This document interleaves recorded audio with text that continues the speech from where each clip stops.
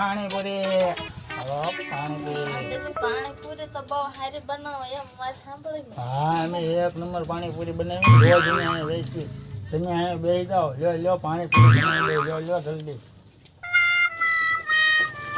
જો આ પાણીપુરી શાખો પછી કયો કેવી લાગે એમ આ પાણી તો પણ થોડુંક ખારું લાગે. એ મારી પત્નીએ બનાવ્યું એ અને સુડેલ હરખું કાંઈ બનાવતી જ ન તમે પાણીપુરી ખાઓ ભલે થોડુંક ખારું છે વાંધો નહીં ખાવામાં